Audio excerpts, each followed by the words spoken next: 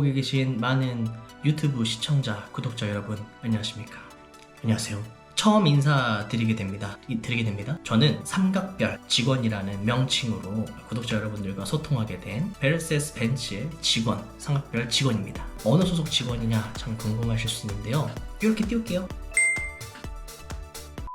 메르세데스 벤츠에 관련한 컨텐츠를 계속 만들면서 이제 구독자 여러분들과 함께 소통을 해볼 수 있는 그런 채널을 개설을 했는데요. 평소에 궁금하셨던 여러 가지 재미난 컨텐츠들과 궁금하셨던 부분들에 대해서 파헤쳐보고 설명해 드리고자 이 채널을 개설을 했습니다. 좋은 활동을 보여드릴 것을 약속드립니다. 자, 오늘은 아주 간단하게 메르세데스 벤츠에 관련한 Q&A 시간을 가져볼까 합니다. 일명 벤츠 이것이 궁금해, 그냥 Q&A 시간이에요. 10가지 정도의 질문을 제가 한번 추려봤습니다. 첫 번째 질문 확인해 보도록 하겠습니다. 벤츠 엠블럼인 삼각별의 의미는 무엇인가요? 우리가 흔히 생각하는 이 삼각별, 이 엠블럼을 만든 사람은 고틀립 다임러라는 인물입니다. 이 메르세데스 벤츠라는 브랜드를 만든 장본인 중에 한 명인데요. 이 고틀립 다임러가 평소에 아내에게 손편지를 쓸 때 가장 마지막 부분에 삼각별 모양의 그림을 자주 그려놓곤 했답니다. 자, 이 삼각별의 의미는요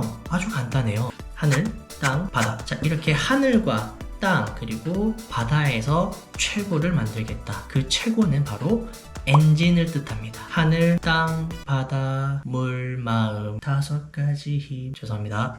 이런 로맨틱한 요소에 활용을 하기도 했지만 영원한 염원이자 꿈이기도 합니다. 자, 이 고틀립 다임러에게는 두 아들이 있었는데요. 아버지의 뜻을 이어가고자 아버지가 항상 그리셨던 이 삼각별 마크를 회사의 로고로 활용하기 시작했습니다. 그게 시초고요. 바로 그게 지금의 삼각별의 의미를 갖고 있습니다. 1번 끝. 2번 한번 보도록 하겠습니다. AMG라는 명칭이 앞에 붙는 경우도 있던데 뒤가 맞나요? 앞이 맞나요? 사실 많은 분들이 질문하진 않았습니다. 제가 한번 올려봤습니다. 앞이 맞나요? 뒤가 맞나요? 여러분 생각은 어떠세요? 보통은 뒤에 많이 활용하게 되죠. S63AMG, E53AMG, A45AMG 이런 식으로. 정답은 앞이 맞습니다. 자, AMG라는 거는 하나의 브랜드를 뜻합니다. 메르세데스는요 5가지의 브랜드를 갖고 있습니다. 메르세데스 벤츠가 있고요, 메르세데스 AMG, 메르세데스 바이바흐, 메르세데스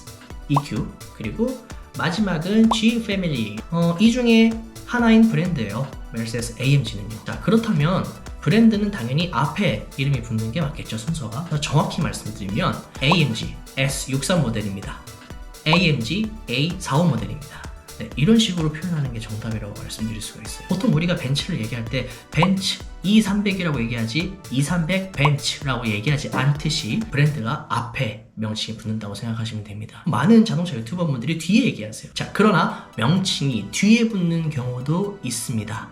AMG 라인이라는 거죠. 구동계, 파워트레인 요소가 AMG의 부품이 들어간다는 의미는 아니고요.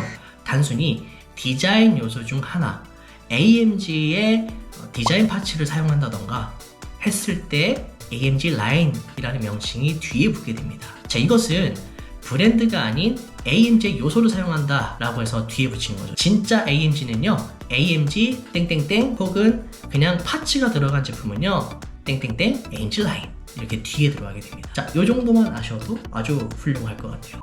2번 해결됐습니다. 3번 벤츠의 차량 종류는 몇 가지인가요?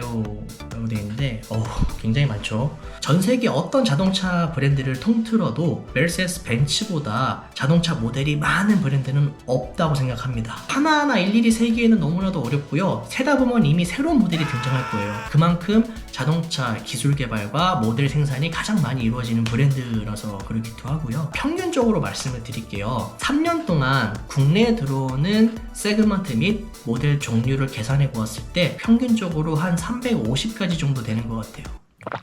아닌 것 같죠? 이만큼 굉장히 많은 모델이 들어온다 라고 예상하시면 될 것 같습니다. 되게 많네. 3번 끝. 4번 한번 보도록 하겠습니다. AMG의 뜻이 무엇인가요? AMG 문제 너무 좋아. 제가 AMG는 제가 좀 자신 있는 것 같아요. 보통 회사 이름으로 알파벳이 들어가면요, 어떠한 문구의 약자를 뜻하거나 단어의 약자를 사용하는 경우가 상당히 많죠. 일반 단어. AMG의 A는 공동 창립자 중 한 명인 아우프레어트의 약자인 A고요. M은 멜허라는 분의 약자를 딴 거고요. 그리고 마지막 G는 그로사스파흐라는 지역의 G, 앞글자 G. 그래서 AMG가 되었고요. 이 그로사스파흐 같은 경우에는요, 실제로 가보면은 사과나무가 아직도 사과나무 농장이 있다고 해요. AMG 동그란 로고를 보시면은 나무 한 그루가 그려져 있거든요. 근데 많은 분들이 그 나무가 월계수라고 얘기하시는 분들이 계세요. 월계나무는 아니고요. 그거는 이제 사과나무입니다. 실제로 멜허라는 분은 아직도 살아 계십니다. 4번 끝. 자, 이제 5번 한번 보겠습니다. 벤츠는 할인이 왜 이렇게 좀 많은 고객님들이 물어보시면 저는 항상 이렇게 대답을 해요. 잘 팔리는 물건에 할인을 넣으시겠어요? 아니면 잘 팔리지 않는 물건에 할인을 넣으시겠어요? 라고 제가 반대로 질문을 드리거든요. 정답은 간단합니다. 해외차 시장 판매 1위, 할인을 하지 않아도 아주 잘 팔리는 차, 벤츠. 5번 끝. 6번입니다. 볼보와 벤츠 중 어떤 브랜드가 더 안전할까요? 저도 이거는 실제로 너무나도 궁금해요. 안전성, 어떤 브랜드의 어떤 차가 더 안전하다고 이 비교를 한다는 것 자체가 굉장히 넌센스예요. A라는 차가 있어요. 예를 들어서 A라는 차의 안전성을 테스트 해보겠습니다. 어떻게 해요? 제가 한번 들이받아 보겠습니다. 중나 한번 테스트 해볼게요. 라고 할 수는 없죠. 미국에서 실시하고 있는 IIHS 자동차 안전 실험 같은 그런 여러 가지 자동차에 관련된 안전성 테스트 실험들이 여러 가지가 있죠. 하지만 그것만으로 100% 안전을 검증했다라고는 할 수는 없어요. 사고에는 굉장히 여러 가지의 경우의 수가 존재합니다. 메르세데스 벤츠의 경우에 좀 간단하게 자랑을 좀 해볼게요. 메르세데스 벤츠는 세계 최초라는 수식어가 상당히 많이 붙는데요. 되게 불명예스러운 세계 최초라는 수식어도 있습니다. 바로 세계 최초의 사망자가 발생한 브랜드다 라고 말씀드릴 수가 있습니다. 세계 최초로 시속 80km까지 달릴 수 있는 자동차를 만들었고, 그 차의 주행으로 인해서 첫 사망자가 발생하게 됩니다. 이 이후로 더 이상 이 사망자에 대해서 묵인할 수가 없다, 그냥 나몰라라 할 수가 없다, 우리가 자초한 상황이기 때문에 책임을 져야 된다. 그때부터 안전성에 굉장히 심혈을 기울이기 시작했습니다. 사고가 발생한 3천여 가지의 케이스들을 현장에서 실제로 확인을 하고 조사하기 시작했고요. 그것을 토대로 최초의 안전성 기술들을 만들어가기 시작했습니다. 대표적인 걸로 말씀드리면은 에어백, 그리고 샌드위치 컨셉이라고 해서 차가 찌그러졌을 때 엔진이 하부 쪽으로 밀릴 수 있도록 구조 설계를 했습니다. 공식적인 충돌 테스트의 첫 번째 시작 또한 메르세데스 벤츠입니다. 벌써 그 역사가 60년이 지났고요. 자, 특히나 이 안전의 아버지라고 불리우는 벨라 바레니 엔지니어도 벤츠 소속이었죠. 원래 볼보는 디자인에 투자를 하기보다는 안전성에 몰빵, 올인을 하는 브랜드 중 하나였습니다. 그렇다 보니 당연히 안전성이 두드러지게 우수할 수밖에 없는 부분이에요. 자, 제가 지금 볼보에 관해서도 간단하게 설명드렸고 벤츠에 대해서 설명드렸지만 사실 뭐가 더 안전하다고 하긴 좀 애매합니다. 저는 간단하게 정리하면 이렇게 말하고 싶어요. 볼보는요, 셰시의 어떤 안전성이 두드러지기 좋은 브랜드고요. 메르세데스 벤츠의 경우에는요, 프리세이프 시스템이라고 해서 충돌하기 전 대비, 그리고 충돌 후에 사후 대책에 관해서 아주 시스템적으로 안전성 있게 잘 꾸려놓은 시스템이 어떤 부분에서는 벤츠가 훨씬 더 뛰어나고요, 어떤 부분에서는 볼보가 더 뛰어나다고 말씀드릴 수가 있을 것 같아요. 6번 끝. 7번. 벤츠 직원들은 모두 다 고수입자인가요?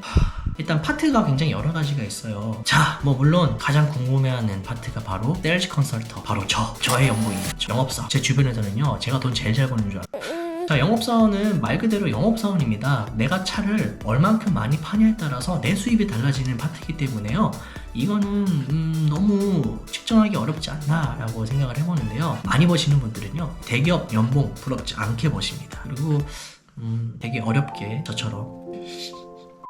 7번 끝. 8번입니다. 벤츠에서 가장 비싼 차는 어떤 차인가요? 한국에서 판매했었던 차 중에는 제가 알기로는 마이바흐 S680 풀만 모델이지 않나. 저도 이 차량을 PE 시절 출고를 해본 적이 있고요. 차가 굉장히 길어요.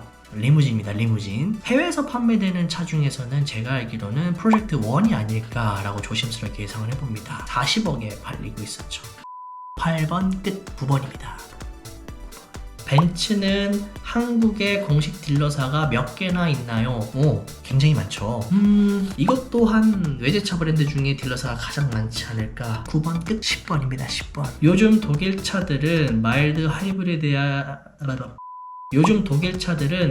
하이브리드에 대한 이슈가 많던데 문제가 해결되었나요? 오늘 Q&A 시간에 가장 핵심적인 질문이었던 것 같고요. 굉장히 예민하면서 굉장히 날카로운 질문이었습니다.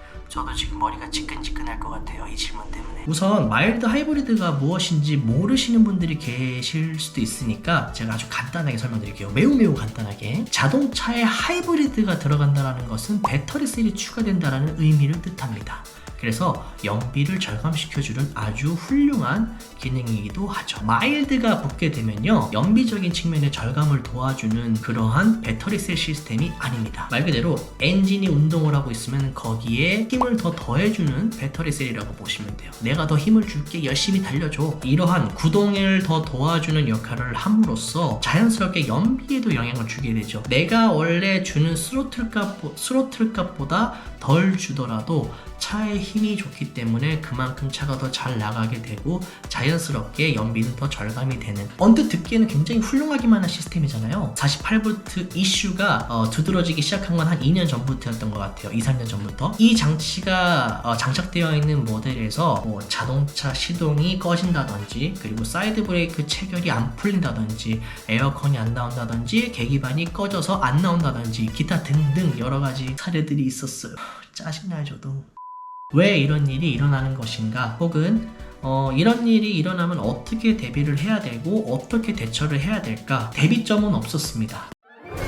그래서 서비스 센터 어드바이저 분들과 메카닉 분들과도 많이 대화를 나눠보았고 저도 공부를 많이 해봤지만 결국에는 해결점을 못 찾았는데요. 지금은 독일에서 생산될 때부터 많이 개선되어서 국내 입항이 되고 있다고 해요. 그래서 문제가 거의 없는 상황이긴 하지만 간혹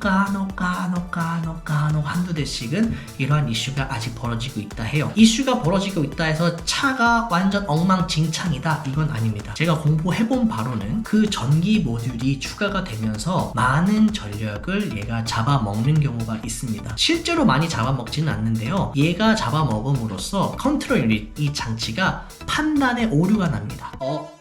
새로운 녀석이 들어왔는데 이 장치 하나 때문에 전력을 많이 잡아먹고 있어. 그럼 얘가 앞으로도 전력을 더 잡아먹을 테니 내가 통제하고 있는 전자 모듈 중에 전기를 많이 잡아먹는 그 녀석을 일단 내가 셧다운을 걸어야겠어 라고 컨트롤 유닛이 판단을 하는 거죠. 그래서 차마다 달라요. 어떤 차는 사이드 브레이크, 전자식이죠, 사이드 브레이크도 체결이 되어 있는 그것을 안 풀리게 락을 걸어 놓는다거나 계기판을 꺼놓는다거나 아니면은 시동, 이게 100% 정답은 아닙니다. 하지만 대다수가 이러한 문제로 입고가 되어서 컨트롤 유닛을 리셋을 시키면은 문제없이 다시 다 언제 그랬냐는 듯 정상 가동이 됩니다. 하드웨어가 불량이어서가 아니라 소프트웨어가 불량이어서도 아니고요, 소프트웨어 간의 충돌 때문에 발생되는 오류라고 생각하시면 될 것 같아요. 그렇다고 해서 문제 없는 차인데 서로 간에 충돌이 있기 때문에 이런 오류가 나더라도 알았어, 이해해줄게, 이러라고 말씀드리는 건 절대 아닙니다. 당연히 불편하면 고쳐야 되고 개선을 해야 되는 게 맞습니다. 지금 생산되고 있는 마일드 하이브리드 모델들은 문제없이 대다수가 다 정상 생산돼서 들어오고 있다라고 말씀드릴 수가 있고요, 문제가 없을 거예요. 자, 10번까지 한번 Q&A 시간을 가져봤습니다. 어떠셨는지 모르겠어요. 첫 시간에 여러분들이 궁금해하셨던 궁금증이 아주 조금이라도 풀어지셨는지, 만족스러운 컨텐츠라고 생각이 되신다면요, 댓글창에 힘내라 삼각별 직원 이런 응원글도 좋고요, 아니면은 평소에 궁금하셨던 질문도 좋으니까요, 많은 의견과 질문 그리고 응원글 남겨주시고요, 다음에도 이런 좋은 시간 갖도록 하겠습니다. 다음 컨텐츠는 더더욱 재밌는 벤츠 컨텐츠를 갖고 오도록 해보겠습니다. 지금까지 삼각별 직원이었습니다. 감사합니다.